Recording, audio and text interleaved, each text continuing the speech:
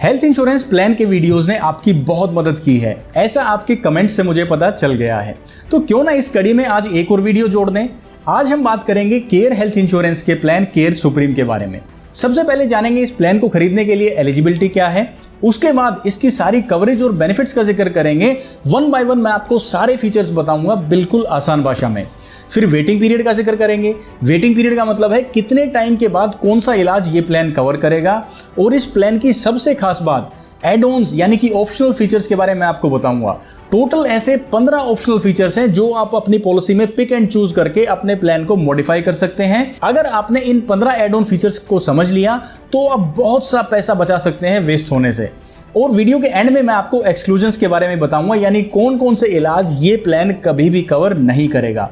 Video बहुत important होने वाला है, एंड तक बने रहिएगा। तो आइए वीडियो को शुरू करते हैं। एलिजिबिलिटी में दोस्तों पहला पॉइंट है सम इंश्योर्ड का, यानी कितने कितने रुपए की पॉलिसी आप इस प्लान में खरीद सकते हैं। वो टोटल इसमें 4 ऑप्शंस हैं, 5 लाख रुपए, 7 लाख रुपए, 10 लाख रुपए और 15 लाख रुपए तक की पॉलिसी आप इस प्लान के अंडर खरीद सकते हैं। अगला पॉइंट है दोस्तों एंट्री एज का, यानी मिनिमम एंट्री एज इस प्लान को लेने के लिए कितनी होनी चाहिए। वो एडल्ट के लिए 18 साल है और किसी भी बच्चे को अगर ये पॉलिसी लेनी है तो मिनिमम 90 डेज की उनकी एज होनी चाहिए। बात आती है मैक्सिमम एंट्री एज की, उसके लिए एडल्ट ये पॉलिसी लाइफ लॉन्ग कभी भी ले सकते हैं। बच्चे की अगर बात करें तो वो 24 साल तक ये पॉलिसी खरीद पाएगा। अब बात करते हैं एग्जिट एज की, यानी इस पॉलिसी से कब एग्जिट किया जा सकता है। एडल्ट में ये एज लाइफ लॉन्ग है, यानी आप कभी भी चूज कर सकते हैं इस पॉलिसी से एग्जिट करना। बच्चे की अगर बात करें तो चाइल्ड इस पॉलिसी से 25 साल के बाद एग्जिट हो जाता है, क्योंकि वो फिर एडल्ट की कैटेगरी में आ जाएगा। अब बारी आती है कवर टाइप की। इंडिविजुअल अगर आप प्लान लेते हैं तो मैक्सिमम इसमें 6 मेंबर्स को आप ऐड कर सकते हैं और फैमिली फ्लोटर प्लान में 2 एडल्ट और 2 चाइल्ड इस पॉलिसी को ले सकते हैं। पॉलिसी का टेन्योर ऑप्शंस क्या है, यानी कितने साल की आप ये पॉलिसी एक साथ ले सकते हैं। आप ये पॉलिसी 1 साल, 2 साल और 3 साल, ये तीनों ही ऑप्शंस आपके पास हैं। इनमें से कितने भी टेन्योर की आप पॉलिसी एक साथ खरीद सकते हैं। अब दोस्तों बारी आती है प्राइसिंग की। प्राइसिंग में कंपनी ने 2 जोन बना दिए हैं, जोन 1 और जोन 2। जोन 1 में ज्यादातर मेट्रो सिटीज हैं या फिर एनसीआर का एरिया है। जोन 2 में रेस्ट ऑफ इंडिया है। जोन 1 में अगर आपका एड्रेस है तो आपकी पॉलिसी थोड़ी सी महंगी होगी, क्योंकि यहाँ पे मेडिकल इन्फ्लेशन ज्यादा है। जोन 2 यानी रेस्ट ऑफ इंडिया में अगर आपका एड्रेस आता है तो पॉलिसी आपकी थोड़ी सी सस्ती बनेगी। इस पॉलिसी में आप किस किस को कवर कर सकते हैं। आप अपने आप को, अपने स्पाउस को यानी अपने हस्बैंड या वाइफ को, अपने बच्चों को यानी अपने बेटा और बेटी को, अपने फादर और मदर को, फादर इन लॉ और मदर इन लॉ को, और साथ में अपने ग्रैंडफादर यानी दादाजी और दादी जी को भी आप इसमें ऐड कर सकते हैं। अब दोस्तों ये तो मैंने आपको एलिजिबिलिटी बता दी है कि इस प्लान को लेने के लिए क्या क्या ऑप्शंस हैं और क्या क्या टर्म्स आपको फुलफिल करनी होंगी। अब बारी आती है बेस कवरेज एंड बेनिफिट्स की, यानी कि जो स्टैंडर्ड पॉलिसी में आपको कवरेज और बेनिफिट्स मिलते हैं वो क्या क्या हैं। इसमें कोई भी एड ऑन नहीं है, आप इसमें कोई भी ऑप्शनल फीचर्स ऐड नहीं किया गया है। पहले मैं स्टैंडर्ड फीचर्स को आपके सामने एक्सप्लेन करूंगा। इनमें से जो कमियां आपको लगती हैं उससे रिलेटेड आप बाद में ऑप्शनल या एड ऑन फीचर्स एक्स्ट्रा पैसे देके ले सकते हैं। तो बहुत ध्यान से सुनिएगा। इसमें पहला पॉइंट आता है इन पेशेंट ट्रीटमेंट, यानी जब कोई भी इंश्योर्ड बीमित व्यक्ति हॉस्पिटलाइज होता है तो उसकी कवरेज कितनी मिलेगी, वो covered up to sum insured है। दूसरा पॉइंट आता है डे केयर ट्रीटमेंट्स। ये वो छोटी छोटी सर्जरीज होती हैं जिनके लिए 24 घंटे एडमिट नहीं होना पड़ता। इनमें 2 से 4 घंटे में ट्रीटमेंट हो जाता है और पेशेंट को शाम तक छुट्टी भी मिल जाती है। ये भी covered up to sum insured है और डे केयर ट्रीटमेंट्स भी ये प्लान टोटली कवर करेगा। एडवांस टेक्नोलॉजी मेथड्स यानी कि मॉडर्न ट्रीटमेंट्स, ये भी covered up to sum insured है। बारी आती है रूम रेंट की, यानी रूम कौन सी कैटेगरी का आप ले सकते हैं। इसमें भी स्टैंडर्ड कवरेज में कोई भी कैपिंग नहीं है, यानी आप single private AC room, semi deluxe, deluxe या फिर स्वीट भी ले सकते हैं। आईसीयू इंटेंसिव केयर यूनिट के चार्जेस भी covered up to sum insured है, इसमें भी कंपनी ने कोई कैपिंग नहीं लगाई है। बात करते हैं pre and post hospitalisation expenses की, यानी किसी भी ट्रीटमेंट के लिए आप एडमिट होते हैं तो उससे एडमिट होने के पहले के खर्चे और बाद के डिस्चार्ज होने के बाद के खर्चे, 60 दिन पहले के और 180 दिन बाद के खर्चे कवर किए जाएंगे। 3 कंडीशंस हैं। पहली कंडीशन ये कि जो आपका क्लेम है वो इंश्योरेंस कंपनी ने एक्सेप्ट किया हो, यानी एडमिट किया हो। ये जो खर्चे हैं पहले और बाद के, ये उसी ट्रीटमेंट से रिलेटेड होने चाहिए जिसका क्लेम इंश्योरेंस कंपनी ने अप्रूव किया है। और तीसरा, इन दोनों ही खर्चों के ओरिजिनल इनवॉइसेस विद स्टैंप और साइन आपके पास होने चाहिए, तभी आप ये एक्सपेंसेस क्लेम कर पाएंगे। आयुष यानी कि आयुर्वेदा, योगा, यूनानी, सिद्ध और होम्योपैथी, ये भी covered up to sum insured है। डोमिसिलरी हॉस्पिटलाइजेशन यानी कि घर पे ही इलाज, ये भी कवर होगा अप टू सम इंश्योर्ड, लेकिन कब, जब हॉस्पिटल्स में बेड्स अवेलेबल नहीं है या फिर पेशेंट इस हालत में है कि वो हॉस्पिटल जा ही नहीं सकता, तब इस तरह की ट्रीटमेंट्स भी कवर की जाएंगी। नेक्स्ट है दोस्तों ऑर्गन डोनर कवर। ये भी covered up to sum insured है। इसमें एक बात का खास ख्याल रखना है कि जब भी किसी ऑर्गन ट्रांसप्लांट की हमें जरूरत पड़ती है तो उसमें पहला स्टेप है डोनर की स्क्रीनिंग। यानी कोई भी जो ऑर्गन है जो हमें ट्रांसप्लांट करवाना है, जैसे कि किडनी या लीवर, सबसे पहले डोनर के साथ उसकी स्क्रीनिंग की जाती है। क्या वो ऑर्गन कंपैटिबल है, क्या हम उसको ट्रांसप्लांट कर सकते हैं। तो स्क्रीनिंग से जुड़ा हुआ खर्चा कोई भी तकरीबन ज्यादातर इंश्योरेंस प्लान्स कवर नहीं करते हैं, तो वो इसमें भी कवर नहीं होगा। सिर्फ जो ट्रांसप्लांट का खर्चा है वो ही ये पॉलिसी कवर करेगी। एम्बुलेंस की कवरेज की बारी आती है। अगर आपका सम इंश्योर्ड 15 लाख या उससे कम है तो आपको एम्बुलेंस का कवर मिलेगा 10,000 रुपए का। और अगर सम इंश्योर्ड 15 लाख से ज्यादा है, वो कैसे होगा वो मैं आपको ऑप्शनल कवर्स में बताऊंगा। 15 लाख से ज्यादा अगर आपका सम इंश्योर्ड है तो फिर आपका up to sum insured ambulance के चार्जेस कवर हैं। क्यूमुलेटिव बोनस यानी क्लेम ना लेने का डिस्काउंट, ये आपको हर क्लेम फ्री ईयर के बाद कितना मिलेगा, 50%। मैक्सिमम लिमिट कितनी है, बेसिक सम इंश्योर्ड का 100%। मान लो मेरी पॉलिसी है 10 लाख रुपए की, पहले क्लेम फ्री ईयर पे मिलेगा 50%, वो पॉलिसी हो जाएगी 15 लाख रुपए की। अगले क्लेम फ्री ईयर पे मिलेगा 50%, यानी कि 20 लाख रुपए की पॉलिसी हो जाएगी बस। मैक्सिमम इससे ज्यादा नहीं बढ़ेगी। बेसिक सम इंश्योर्ड का सिर्फ 100% यानी डबल तक वो बढ़ सकता है। अगर कोई क्लेम आ जाता है और आप ये पैसा यूज करते हैं तो ही ये कम होगा। सिंपल क्लेम आने पे क्यूमुलेटिव बोनस खत्म नहीं होगा, वो आपके पास एज इट इज बैलेंस के रूप में रहेगा। अनलिमिटेड रिचार्ज बेनिफिट है दोस्तों, यानी जब आपका सम इंश्योर्ड कम पड़ जाता है तो अगले क्लेम्स के लिए आपका अमाउंट रिचार्ज होकर दोबारा आप यूज कर सकते हैं।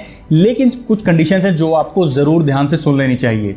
सबसे पहली कंडीशन जो सबसे जरूरी है, यानी कोई भी आपका जो बेसिक सम इंश्योर्ड है, क्यूमुलेटिव बोनस है, प्लस बेनिफिट है, सबसे लास्ट में यूटिलाइज होने की बारी किसकी आएगी, रिचार्ज बेनिफिट की है। पहले यूटिलाइज नहीं होगा। जब बाकी सारा सम इंश्योर्ड खत्म हो गया है उसके बाद आपका रिचार्ज बेनिफिट यूटिलाइज होगा। दूसरी कंडीशन, कोई भी जो बीमित व्यक्ति है वो इसे यूज कर सकता है, किसी भी क्लेम में यूज किया जा सकता है, चाहे वो रिलेटेड है चाहे अनरिलेटेड है। मान लो आपने पहले किसी बीमारी का इलाज करवाया था, उसके लिए आपका सारा सम इंश्योर्ड खत्म हो गया, सेम इलनेस के लिए भी आप इसे यूटिलाइज कर सकते हैं, कोई दिक्कत नहीं है। फाइनल कंडीशन ये है, अगर आपका रिचार्ज बेनिफिट बच जाता है, इस साल आप यूज नहीं कर पाते हैं, तो अगले साल इस बचे हुए बेनिफिट को कैरी फॉरवर्ड नहीं कर पाएंगे। अगले साल जो आपको रिचार्ज बेनिफिट मिलेगा वो अलग से मिलेगा, पिछले साल वाले को आप कैरी फॉरवर्ड नहीं कर सकते हैं। अगला पॉइंट है दोस्तों हेल्थ सर्विसेज, यानी इंश्योरेंस कंपनी का खुद का एक हेल्थ पोर्टल है ऑनलाइन, जहां से आप ऑनलाइन डॉक्टर से कंसल्टेशन ले सकते हैं बिना किसी चार्ज के। यानी ओपीडी का कोई फीस आपको पे नहीं करना है। अगर आपको कुछ मेडिकल दिक्कत होती है आप वहां से एडवाइस और प्रिस्क्रिप्शन ले सकते हैं। नेक्स्ट है डिस्काउंट कनेक्ट। डिस्काउंट कनेक्ट इनका यूनिक फीचर है। अगर आपके पास ये पॉलिसी है और केयर हेल्थ इंश्योरेंस के किसी नेटवर्क या कैशलेस टाइप वाले हॉस्पिटल में आप जाते हैं, आपने जनरली कोई टेस्ट करवाया या आपने कुछ इलाज लिया जो इस पॉलिसी में भी कवर नहीं है, फिर भी आपको उस ट्रीटमेंट और टेस्ट के ऊपर इलाज मिलेगा, क्योंकि आपने फीचर जो यूज किया है वो है डिस्काउंट कनेक्ट। अब ये जितने भी मैंने आपको बेनिफिट्स बताए हैं ना, ये सब बेस पॉलिसी यानी स्टैंडर्ड पॉलिसी का हिस्सा। इसमें कोई भी एड ऑन यानी कि ऑप्शनल फीचर्स एक्स्ट्रा ऐड नहीं किया गया है। अब मैं आपको बताऊंगा कि कौन कौन से ऑप्शनल फीचर्स आप ले सकते हैं। बहुत ध्यान से आप सुनिएगा, इन्हीं के ऊपर आपकी पॉलिसी की प्राइसिंग डिपेंड करेगी और क्या क्या कवरेज आप मॉडिफाई कर सकते हैं वो भी आप यहीं से जान पाएंगे। उससे पहले एक बार वेटिंग पीरियड का जिक्र कर लेते हैं, क्योंकि वेटिंग पीरियड से रिलेटेड भी बहुत सारे मॉडिफिकेशंस उसके अंदर आप कर पाएंगे। वेटिंग पीरियड का मतलब आप जानते ही हैं कि कितने टाइम के बाद कौन सा इलाज कवर किया जाएगा, उसे वेटिंग पीरियड कहा जाता है। सबसे पहला वेटिंग पीरियड है 30 डेज का वेटिंग पीरियड, यानी जो किसी भी बुखार, इन्फेक्शन या किसी भी बीमारी को लेकर होता है, इसमें सिर्फ आपको एक्सीडेंटल ट्रीटमेंट मिलती है। कोई भी बुखार और इन्फेक्शन अगर हो जाती है तो उसका कवरेज पहले 30 दिन में आपको नहीं मिलेगा। दूसरा है नेम्ड एलिमेंट, यानी स्पेसिफिक डिजीज भी आप इसे कह सकते हैं, जो आपको स्क्रीन पे दिखाई दे रही हैं। इनमें से अगर कोई बीमारी हो जाती है और आपको ट्रीटमेंट लेना है तो आपको उसके लिए 24 महीने वेट करना होगा, यानी लगातार 2 साल पॉलिसी आपको रिन्यू करवानी होगी, तब जाके आप इनसे रिलेटेड ट्रीटमेंट ले पाएंगे। और फाइनल वेटिंग पीरियड आता है दोस्तों प्री एग्जिस्टिंग डिजीज यानी पीईडी का। ये वो दिक्कतें और बीमारियां हैं जो इंश्योर्ड को, बीमित व्यक्ति को पॉलिसी लेते टाइम ही होती हैं। अगर आप इनको बता के पॉलिसी लेते हैं और कंपनी आपको पॉलिसी दे देती है, तो इन बीमारियों से रिलेटेड कोई भी जो इलाज है वो 48 महीने के बाद कवर किया जाएगा। उससे पहले इनसे जुड़ी हुई कोई भी ट्रीटमेंट कवर नहीं की जाएगी। लेकिन ये टाइम बहुत ज्यादा लग रहा है तो चिंता मत कीजिए, आगे जो मैं आपको ऑप्शनल कवर्स बताने वाला हूं, एड ऑन्स बताने वाला हूं, उसमें आप इस टाइम को घटा भी सकते हैं कुछ एक्स्ट्रा पैसा पे करके। तो आइए शुरू करते हैं ऑप्शनल कवर्स यानी कि add ons of care supreme plan. पहला एड ऑन फीचर है दोस्तों स्मार्ट सेलेक्ट। स्मार्ट सेलेक्ट अगर आप चूज कर लेते हैं तो कोई भी एड ऑन जो आप चूज करेंगे उस पर आपको डिस्काउंट मिलेगा, छूट देगी इंश्योरेंस कंपनी आपको। लेकिन सिर्फ छूट देगी, बदले में क्या लिया इंश्योरेंस कंपनी ने, एक कंडीशन लगा दी है। वो कंडीशन ये है कि एनेक्सर 3 एक लिस्ट है जिसमें बहुत सारे हॉस्पिटल्स लिस्टेड हैं। अगर आप उनमें इलाज कराते हैं तो आपको कोई भी एक्स्ट्रा पैसा पे नहीं करना है, आपका इलाज वहां पे पूरा कवर हो जाएगा। लेकिन अगर इस एनेक्सर 3 की लिस्ट से बाहर लिस्टेड किसी हॉस्पिटल में आप इलाज करवाएंगे तो आपको 20% को पेमेंट देनी होगी। यानी अगर आप इस लिमिटेड हॉस्पिटल्स की लिस्ट में इलाज करवा के खुश हैं तो आप ये एड ऑन ले सकते हैं, बाकी चीजों पे भी आपको डिस्काउंट मिल जाएगा। इन हॉस्पिटल्स की लिस्ट से अगर बाहर इलाज करवाएंगे 20% को पेमेंट का मतलब ये है कि अगर इंश्योरेंस कंपनी 100 रुपए का क्लेम आपका एक्सेप्ट करती है, उसमें से 20 रुपए आपको अपनी जेब से पे करने होंगे और इंश्योरेंस कंपनी सिर्फ 80 रुपए का ही क्लेम आपको देगी। तो अगर आप कंफर्टेबल हैं इन हॉस्पिटल्स में इलाज करवाने के लिए, सिर्फ इन हॉस्पिटल्स में इलाज करवाने के लिए या 20% को पेमेंट पे करने के लिए, तो आप स्मार्ट सेलेक्ट ऑप्शन चूज कर सकते हैं। आपको बाकी के एड-ऑन्स में भी डिस्काउंट कंपनी दे देगी। नेक्स्ट एड ऑन है दोस्तों रूम रेंट मॉडिफिकेशन। जैसा कि मैंने आपको बताया था, बेस पॉलिसी में यानी स्टैंडर्ड पॉलिसी में रूम रेंट के ऊपर कोई भी कैपिंग या लिमिट नहीं है। आप किसी भी कैटेगरी का रूम ले सकते हैं। लेकिन मुझे क्या चाहिए, मुझे चाहिए कि भाई मेरे को ज़्यादा महंगा रूम नहीं लेना है, मैं तो सिंगल प्राइवेट एसी या फिर ट्विन शेयरिंग भी मेरे लिए काफ़ी है। यानी एक रूम के अंदर 2 पेशेंट भी हम एडजस्ट कर लें, क्योंकि वहाँ पे इलाज करवाने गए हैं, कोई रूम में रहने के लिए थोड़ी गए हैं। तो मुझे क्या है, बस पॉलिसी का प्रीमियम सस्ता चाहिए। तो ये दोनों ही ऑप्शंस में से आप चूज कर सकते हैं। या तो आप सिंगल प्राइवेट एसी रूम ले सकते हैं या फिर आप ट्विन शेयरिंग वाला भी ऑप्शन चूज कर सकते हैं। ये दोनों ऑप्शंस में से कोई भी ऑप्शन चूज करने के बाद अगर कोई पेशेंट एडमिट होता है और वो हायर कैटेगरी का रूम चूज कर लेता है, तो जो भी डिफरेंस का अमाउंट होगा उसी सेम रेशियो में, अनुपात में, वो आपको अपनी जेब से पे करना होगा। लेकिन अगर आप ये जैसे रूम रेंट कैटेगरी आपने चूज की है, डाउनग्रेड की है सिंगल प्राइवेट एसी में या फिर ट्विन शेयरिंग में, इसका आईसीयू चार्जेस के ऊपर कोई फर्क नहीं है। ये एक अच्छी बात है। यानी आईसीयू के charges covered up to sum insured रहेंगे, उसमें कोई भी लिमिट या कैपिंग नहीं लगेगी। नेक्स्ट एड ऑन है दोस्तों पीईडी वेटिंग पीरियड मॉडिफिकेशन, यानी कि pre existing disease waiting period को आप मॉडिफाई कर सकते हैं। वैसे स्टैंडर्ड पीईडी वेटिंग पीरियड कितना है, मैंने आपको बताया था 48 मंथ्स का, यानी 4 साल का। आज अगर आपको कोई बीमारी है, कोई दिक्कत है, तो उससे जुड़ा हुआ इलाज स्टैंडर्ड पॉलिसी में 4 साल के बाद कवर किया जाएगा। लेकिन इतना तो नहीं रुकना, हमें तो पहले कवरेज चाहिए। उसका भी ऑप्शन कंपनी ने दिया है, आपको पीईडी वेटिंग पीरियड मॉडिफिकेशन का एड ऑन चूज कर लेना है। इसमें आप ये टाइम कितना कम कर सकते हैं, 4 से 3 साल भी कर सकते हैं, 4 से 2 साल भी कर सकते हैं, 4 से 1 साल भी कर सकते हैं। उसी रेशियो में ये आपका पैसा भी बढ़ता जाएगा। जितना ज्यादा आप टाइम पीरियड कम करेंगे उतना ज्यादा आपका इसका प्राइस बढ़ जाएगा। इस वेटिंग पीरियड के खत्म होने के बाद आप इससे जुड़ा हुआ इलाज भी कवर कर सकते हैं। ऐसे ही सेम है named element waiting period modification, यानी कि जो स्पेसिफिक डिजीज हैं जिनका वेटिंग पीरियड 24 महीने का है, वो टाइम भी आप कम कर सकते हैं थोड़ा सा एक्स्ट्रा पैसा पे करके। अगर आप रिस्क नहीं लेना चाहते, आपको लगता है कि इस तरह की कोई दिक्कत आपको हो सकती है, तो आप 24 महीने से ये टाइम कम कर सकते हैं। बस थोड़ा सा एक्स्ट्रा पैसा आपको कंपनी को पे करना होगा। अगला एड ऑन है दोस्तों इंस्टेंट कवर। अब जैसा कि मैंने आपको बताया था, प्री एग्जिस्टिंग डिजीज के लिए वेटिंग पीरियड कितना है, 48 महीने का। वो आप कम कर सकते हैं 3 साल, 2 साल या 1 साल। लेकिन आपको तो चाहिए 30 दिन के अंदर ये कवर हो जाए। तो उसके लिए कंपनी ने ऑप्शन दिया है, 4 ऐसी बीमारियों का नाम बताया है जिनको आप 30 दिन के बाद भी कवर कर सकते हैं, लेकिन आपको इंस्टेंट कवर एड ऑन लेना होगा। कौन कौन सी 4 बीमारियां हैं? हाइपरटेंशन है, डायबिटीज है, हाइपरलिपिडीमिया है और साथ में अस्थमा है। यानी ये 4 जो दिक्कतें हैं, इनका इंस्टेंट कवर अगर आप एड ऑन ले लेते हैं तो 30 दिन के बाद ही इनसे जुड़ा हुआ कोई भी इलाज कवर हो जाएगा। हाँ, ये तो ऑब्वियस है, इंश्योरेंस कंपनी अप्रूवल के बाद ही आपको ये पॉलिसी देगी, लेकिन आप चूज जरूर कर सकते हैं इंस्टेंट कवर। अगला पॉइंट है दोस्तों डिडक्टिबल का, यानी ये एक वो कंफर्टेबल अमाउंट है जो आप चूज कर सकते हैं। अगर कोई भी क्लेम फ्यूचर में आता है पॉलिसी के दौरान, तो डिडक्टिबल का अमाउंट जो आपने चूज किया है अपनी मर्जी से, वो अमाउंट आपको अपनी जेब से पे करना होगा। उसके बाद इंश्योरेंस कंपनी की कवरेज स्टार्ट होगी।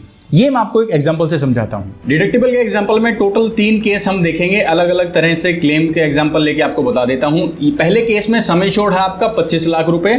डिडक्टिबल का जो ऑप्शन आपने चूज किया है वो है 10 लाख रुपए। अब यहां पे मान लो पहला क्लेम आता है 7.5 लाख रुपए का, तो कंपनी आपको कितना क्लेम पे करेगी? 0, क्योंकि डिडक्टिबल की अमाउंट कितनी है? 10 लाख रुपए। अभी भी 2.5 लाख रुपए आपको और पे करने हैं इंश्योरेंस कंपनी की कवरेज स्टार्ट करने के लिए। अब यहाँ पे दूसरा क्लेम आ जाता है 12.5 लाख रुपए का, तो इंश्योरेंस कंपनी आपको कितना क्लेम देगी? 10 लाख रुपए, क्योंकि 2.5 लाख रुपए ऑलरेडी इस 7.5 लाख रुपए में से बचे हुए थे आपकी 10 लाख रुपए की डिडक्टिबल लिमिट को कंप्लीट करने के लिए। तीसरा क्लेम आ जाता है मान लो 10 लाख रुपए का, तो इंश्योरेंस कंपनी आपको कितना पैसा देगी? पूरा 10 लाख रुपए, क्योंकि यहां पे आपके डिडक्टिबल की लिमिट कंप्लीट हो चुकी है। अब दूसरा केस देखते हैं। इसमें 25 लाख रुपए का आपका सम इंश्योर्ड है, 10 लाख रुपए का आपका डिडक्टिबल अमाउंट है। पहला क्लेम आता है 7.5 लाख रुपए का, इंश्योरेंस कंपनी ने कितना अमाउंट पे किया? 0। उसके बाद दूसरा क्लेम आता है 15 लाख रुपए का। अब डिडक्टिबल की लिमिट कंप्लीट होने में कितना अमाउंट बचा हुआ है, वो है 2.5 लाख रुपए। तो इस 15 लाख रुपए में से 2.5 लाख रुपए डिडक्टिबल अमाउंट के काट के 12.5 लाख रुपए इंश्योरेंस कंपनी आपको क्लेम दे देगी। अगला क्लेम आता है 30 लाख रुपए का, लेकिन भाई सम इंश्योर्ड कितना है, 25 लाख रुपए, जिसमें से पहले ही 12.5 लाख रुपए हम यूज कर चुके हैं। बचा कितना, 12.5 लाख रुपए इंश्योरेंस कंपनी आपको क्लेम दे देगी। बाकी का बचा अमाउंट 30 लाख रुपए में से आपको अपनी पॉकेट से पे करना होगा। अब तीसरा एग्जांपल और देख लेते हैं। 25 लाख रुपए का सम इंश्योर्ड है, 10 लाख रुपए का डिडक्टिबल अमाउंट है। पहला ही क्लेम आता है 12.5 लाख रुपए का, तो 10 लाख रुपए आपको अपनी जेब से पे करने हैं। इंश्योरेंस कंपनी कितना क्लेम देगी, 2.5 लाख रुपए का। अब अगला क्लेम आ जाता है 40 लाख रुपए का, लेकिन सम इंश्योर्ड कितना है, 25 लाख रुपए, जिसमें से 2.5 लाख रुपए आप पहले ले चुके हैं। तो बचे कितने, 22.5 लाख रुपए इंश्योरेंस कंपनी आपको क्लेम पे कर देगी। बाकी का पैसा आपको अपनी जेब से पे करना होगा। अगला एक और क्लेम आ जाता है 40 लाख रुपए का। अब यहां पे आपका सम इंश्योर्ड बचा ही नहीं हुआ है, एग्जॉस्ट हो चुका है, तो ये अमाउंट भी आपको अपनी पॉकेट से पे करना होगा। इस तरह से आप डिडक्टिबल को यूज कर सकते हैं। अगला पॉइंट है दोस्तों कोपेमेंट का। आप अपनी मर्जी से भी कोपेमेंट चूज कर सकते हैं। वैसे तो जनरली 60 ईयर्स के बाद अगर कोई पॉलिसी में एंट्री एज जिसकी होती है तब कोपेमेंट अपने आप लग जाती है, लेकिन अगर आपको लगता है कि आपके क्लेम आने के चांसेस बहुत कम हैं, या अगर कोई छोटा मोटा क्लेम आ भी गया तो वो अपनी पॉकेट से पे कर देंगे, तो आप एक कोपेमेंट का अमाउंट सेलेक्ट कर सकते हैं। उससे आपका पॉलिसी का प्रीमियम सस्ता हो जाएगा। न्यूबॉर्न बेबी कवर, जैसा कि मैंने आपको शुरू में बताया था कि न्यूबॉर्न बेबी 90 डेज के बाद इस पॉलिसी में ऐड किया जा सकता है, लेकिन अगर आप चाहते हैं आपको तो पहले दिन से ही चाहिए बेबी का कवरेज इस पॉलिसी में, तो वो भी टेंशन की बात नहीं है। Newborn baby cover add on के तौर पे अपनी पॉलिसी में लीजिए और पहले दिन से ही आपको कवरेज मिलेगी। हालांकि वेटिंग पीरियड यहां से भी सेम रहेंगे, लेकिन बच्चे को पहले दिन से ही पॉलिसी में ऐड किया जा सकता है। नेक्स्ट एड ऑन है दोस्तों प्लस बेनिफिट। जैसा कि मैंने आपको बताया था सम इंश्योर्ड बढ़ाने के बहुत ऑप्शन है, तो उनमें से एक प्लस बेनिफिट है। मान लो आपका जो बेस सम इंश्योर्ड है इसके ऊपर आप कुछ परसेंटेज अपना प्लस बेनिफिट अलग से रख सकते हैं, जिससे इमरजेंसी के टाइम में आपका सम इंश्योर्ड कम नहीं पड़ेगा। मान लो मेरी पॉलिसी 10 लाख रुपए की और इसका 100% मैंने प्लस बेनिफिट के तौर पे ले लिया, तो फ्यूचर में जब कभी क्लेम आता है तो सम इंश्योर्ड के बाद क्यूमुलेटिव बोनस यूज होगा और उसके बाद मेरा प्लस बेनिफिट भी यूज किया जा सकता है। इस केस में मेरा सम इंश्योर्ड कम नहीं पड़ेगा। इसके लिए कुछ कंडीशंस हैं। सबसे पहली कंडीशन ये है कि इसको कोई भी फैमिली मेंबर यूज कर सकता है। कितने भी नंबर ऑफ क्लेम्स में इस अमाउंट को यूज किया जा सकता है। इसको यूज करने का जो नंबर है वो सबसे लास्ट में आएगा। सबसे पहले आपका बेसिक सम इंश्योर्ड एग्जॉस्ट होगा, उसके बाद क्यूमुलेटिव बोनस एग्जॉस्ट होगा, उसके बाद आप प्लस बेनिफिट को यूज कर पाएंगे। अब बारी आती है क्यूमुलेटिव बोनस सुपर की। क्यूमुलेटिव बोनस यानी क्लेम ना लेने का डिस्काउंट, वो मैंने कितना बताया था आपको, 50% हर क्लेम फ्री ईयर पे आपको मिलेगा, मैक्सिमम 2 साल तक मिलेगा, 100% लिमिट कंप्लीट होगी। लेकिन ये है क्यूमुलेटिव बोनस सुपर, जो कि एड ऑन के तौर पे आप ले सकते हैं। इसमें हर साल आपका बेसिक सम इंश्योर्ड का 100% बढ़ेगा अगले 5 सालों तक, यानी बेसिक सम इंश्योर्ड का 5 गुना तक क्यूमुलेटिव बोनस सुपर बढ़ सकता है ना सुपर पावर। और दूसरी बात यह है क्लेम आने के बाद भी इसके ऊपर कोई असर नहीं होगा, ये कम नहीं होगा। अगर आप इसका अमाउंट यूज करते हैं किसी ट्रीटमेंट या क्लेम के लिए तभी इसका अमाउंट कम होगा। एक कंडीशन और है, मान लो अब तक आपने cumulative bonus super add on के तौर पे ले रखा और अगले साल रिन्यूअल पे आपने इसे नहीं लिया, इसका पैसा आपने पे नहीं किया, तो वापस से आपका सम इंश्योर्ड बेस सम इंश्योर्ड रह जाएगा। पिछला कोई भी क्यूमुलेटिव बोनस सुपर का अमाउंट कैरी फॉरवर्ड या फिर आपको अगले साल नहीं मिलेगा अगर आपने इसको as a add on policy में ऐड नहीं किया है। तो एनुअल हेल्थ चेकअप, यानी बाकी सारे प्लान्स में क्या होता है ना कि जितना भी सम इंश्योर्ड आपका है उसके रेशियो में आपको एक लिमिट दे दी जाती है, 4,000-5,000 रुपए के आप टेस्ट पूरे साल में करवा सकते हैं। लेकिन इस पॉलिसी में ऐसा नहीं है। इसमें आपको एडिशनल एड ऑन लेना होगा एनुअल हेल्थ चेकअप का, उसके बाद आप ये टेस्ट करवा पाएंगे। किसी भी जो कैशलेस हॉस्पिटल या पैनल का हॉस्पिटल है वहां पे जाके आप ये टेस्ट करवा सकते हैं और ये टेस्ट करवाने का कोई भी असर आपके सम इंश्योर्ड के ऊपर नहीं होगा, यानी वो कम नहीं होगा। टेस्ट कौन कौन से हैं? जो up to 18 years of age है बच्चों के लिए जो टेस्ट हैं वो आपको स्क्रीन पे दिखाई दे रहे हैं। इन सारे टेस्ट की लिस्ट में से आप कोई भी टेस्ट करवा सकते हैं। अबव 18 एज यानी कि एडल्ट्स के लिए जो टेस्ट हैं वो भी आपको स्क्रीन पे दिखाई दे रहे हैं। इन सारे टेस्ट में से आप कोई भी टेस्ट करवा सकते हैं, लेकिन सिर्फ कब? जब आपने एज ए एड ऑन इसको अपनी पॉलिसी में ऐड किया और इसके लिए एक्स्ट्रा पैसे आपने पे किए हैं। नेक्स्ट है दोस्तों एयर एम्बुलेंस। रोड एम्बुलेंस तो स्टैंडर्ड कवरेज में भी आपको मिल ही रही है, लेकिन आप अगर आपको जरूरत लगती है कि एयर एम्बुलेंस भी आपके प्लान में होनी चाहिए तो आप ये एड ऑन के तौर पे ले सकते हैं। कुछ कंडीशंस हैं वो मैं आपको बता देता हूं। सबसे पहला तो डॉक्टर ने एडवाइस किया हो कि आपको एयर एम्बुलेंस के द्वारा किसी स्पेशल हॉस्पिटल में या जगह पे लेके जाना हो ट्रीटमेंट के लिए। दूसरा, ये कवरेज आपको मिलेगी किसी भी इमरजेंसी की जगह से लेकर हॉस्पिटल तक ले जाने के लिए, एक हॉस्पिटल से दूसरे हॉस्पिटल तक ले जाने के लिए। और तीसरा, कंपनी ने ये इंश्योरेंस क्लेम एक्सेप्ट किया हो तभी आपका एयर एम्बुलेंस कवरेज भी कवर किया जाएगा। और फोर्थ और लास्ट ये है कि 30 दिन के अंदर अंदर आपको इससे जुड़े हुए सारे डॉक्यूमेंट्स, इनवॉइसेस और मेडिकल से रिलेटेड डॉक्यूमेंट्स सारे इंश्योरेंस कंपनी में सबमिट करने होंगे, तभी इस कवरेज का लाभ आप उठा सकते हैं। अगला एड ऑन है दोस्तों वुमेन केयर। अगर आपकी पॉलिसी में फीमेल इंश्योर्ड हैं, यानी कि महिलाएं भी इस पॉलिसी के अंदर इंक्लूडेड हैं और उनकी एज 18 साल से ज्यादा है, तो महिलाओं से जुड़ी हुई दिक्कतों से रिलेटेड ओपीडी एक्सपेंसेस भी आप कवर कर सकते हैं। सभी एक्सपेंसेस तो कवर नहीं होंगे, लेकिन 3 ऐसी लिस्टेड बीमारियां हैं जिनसे जुड़े हुए ओपीडी चार्जेस भी आप कवर कर सकते हैं। वो कौन कौन सी हैं? सबसे पहला तो मेमोग्राफी, यानी ब्रेस्ट कैंसर की स्क्रीनिंग से लेकर जो मेमोग्राफी होती है उससे जुड़े हुए चार्जेस कवर होंगे। सर्वाइकल कैंसर स्क्रीनिंग, यानी सर्वाइकल का जो कैंसर होता है उससे जुड़ी हुई जांचें जो भी होंगी उनके भी ओपीडी चार्जेस कवर किए जाएंगे। और तीसरा और आखिरी है पीसीओएस, यानी पॉलीसिस्टिक ओवरी सिंड्रोम, और पीसीओडी यानी पॉलीसिस्टिक ओवरी डिजीज। इनसे जुड़ी हुई भी जो दिक्कतें हैं, स्क्रीनिंग है, टेस्ट किए जाते हैं, वो भी ये पॉलिसी कवर कर लेगी अगर आपने उसके अंदर वुमेन केयर एड ऑन ले लिया है तो। नेक्स्ट है दोस्तों मेंटल हेल्थ वेलबींग, यानी फिजिकल हेल्थ के साथ साथ मेंटल हेल्थ का भी ख्याल यहां रखा गया है। अगर आप ये एड ऑन ले लेते हैं तो आप ये कवरेज ले पाएंगे। कौन सी कवरेज? कैशलेस फैसिलिटी आप ले पाएंगे किसी भी काउंसलिंग की, कंसल्टेशन की या फिर रिहैब की, अगर इन 4 दिक्कतों से रिलेटेड कोई समस्या है तो। सबसे पहला है एक्यूट डिप्रेशन, डिप्रेशन की अगर समस्या है तो वो भी इसमें कवर होगी। एंग्जाइटी है या फिर ऑब्सेसिव कंपल्सिव डिसऑर्डर है, पोस्ट ट्रॉमेटिक स्ट्रेस डिसऑर्डर है, इन चारों ही दिक्कतों से रिलेटेड कोई भी आप कंसल्टेशन है, काउंसलिंग है या रिहैब का सहारा किसी इंश्योर्ड को लेना पड़ता है तो ये पॉलिसी कवर करेगी, बशर्ते आपने ये एड ऑन जो है मेंटल हेल्थ वेलबींग का ले लिया हो। फाइनल एड ऑन आता है दोस्तों क्लेम शील्ड का। क्लेम शील्ड में जो कवरेज मिलती है वो है नॉन मेडिकल आइटम्स की। बहुत सारे ऐसे आइटम्स हैं जो मेडिकल कैटेगरी के नहीं हैं लेकिन फिर भी इलाज के दौरान इनका इस्तेमाल किया जाता है। ये कौन कौन से आइटम्स हैं? ये आपको पॉलिसी वर्डिंग्स में एनेक्चर 1 की लिस्ट 1 में मिल जाएंगे। अगर आप चाहते हैं इनका भी कवरेज आपके किसी भी क्लेम के दौरान आपको मिले तो आपको क्लेम शील्ड का एड ऑन ले लेना चाहिए। अब दोस्तों ये सारे एड ऑन्स मैंने आपको बताए हैं, एक एक करके टोटल 15 एड ऑन्स मैंने आपको ऑप्शनल फीचर्स एक्सप्लेन किए हैं। कंपनी ने क्या किया है कि फिक्स करके सारे एड ऑन्स आपके ऊपर थोपने की बजाय इन्होंने आपको ऑप्शन दे दिया है। इन 15 में से हो सकता है किसी की जरूरत के 3 एड ऑन्स हो, किसी को 10 एड ऑन्स की जरूरत हो या किसी का 5 में ही काम चल जाए, तो सिर्फ उन्हीं का पैसा उनको पे करना है। बिना वजह के एड ऑन्स आपकी पॉलिसी में एज ए फिक्स फीचर देकर वो आपसे ज्यादा पैसा नहीं चार्ज करना चाह रहे। काफी अच्छा फीचर है और ये आपके प्लान में फ्लेक्सिबिलिटी भी लेके आया है। तो एड ऑन्स मैं उम्मीद करता हूं आपके समझ में आ गए हैं। अब तक तो हमने बात की है सारी कवरेज की कि क्या क्या ये प्लान कवर करेगा या आप कवर कर सकते हैं एड ऑन्स के जरिए। अब मैं आपको बताऊंगा इस पॉलिसी के एक्सक्लूजन्स, यानी इस पॉलिसी में वो इलाज कौन से हैं जो कभी भी कवर नहीं होंगे, यानी ये इलाज का पैसा आपको कभी भी नहीं मिलेगा। बहुत ध्यान से सुनिएगा। इस लिस्ट में दोस्तों पहला नाम है वेटिंग पीरियड का, यानी अगर किसी भी बीमारी के लिए आपका वेटिंग पीरियड ओवर नहीं हुआ है, जो भी कंपनी ने आपको बताया है या फिर अपने एड ऑन्स के जरिए जो भी वेटिंग पीरियड अपना मॉडिफाई किया है, अगर वो कंप्लीट नहीं हुआ है तो उससे जुड़ा हुआ कोई भी इलाज आपको नहीं मिलेगा। स्टैंडर्ड वेटिंग पीरियड मैं आपको एक बार दोबारा बता देता हूं।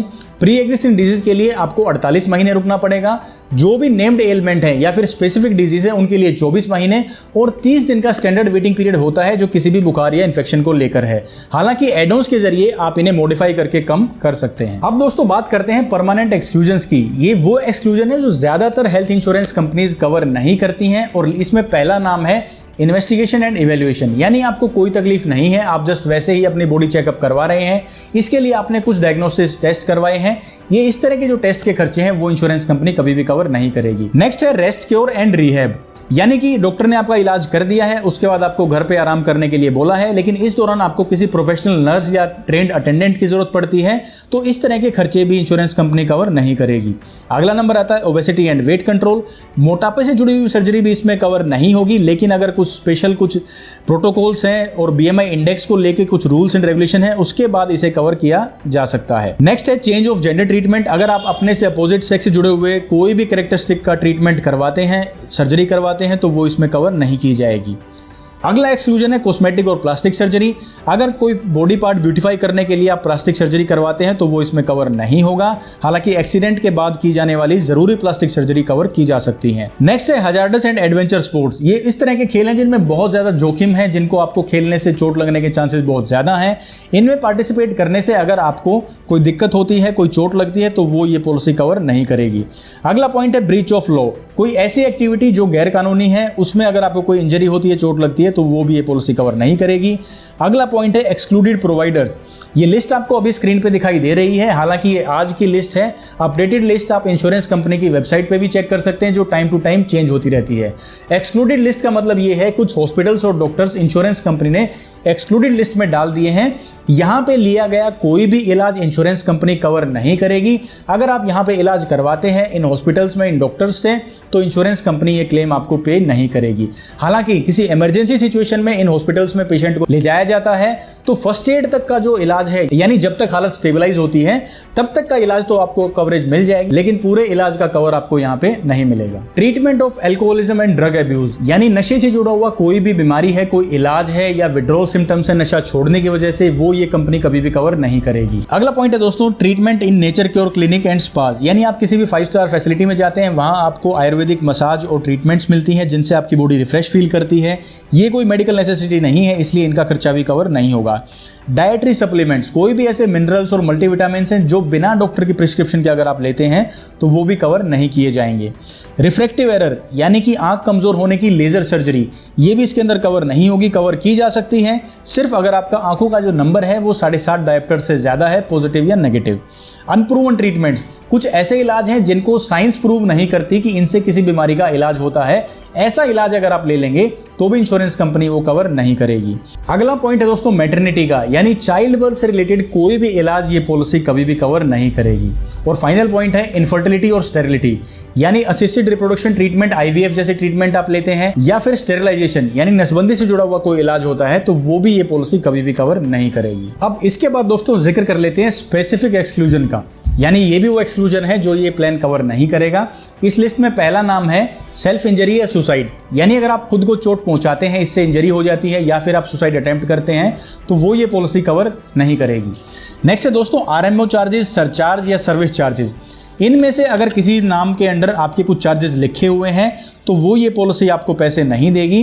तो जब आपकी इनवॉइसिंग होती है या आपका इनवॉइस बनता है हॉस्पिटल से, तो उसमें ये वाले चार्जेस जरूर कंफर्म कर लें, क्योंकि अगर इनके हेडिंग के अंडर कोई चार्जेस लिखे हुए हैं तो ये वो इस पॉलिसी में कवर नहीं होंगे। उसके बाद है personal comfort and convenience charges.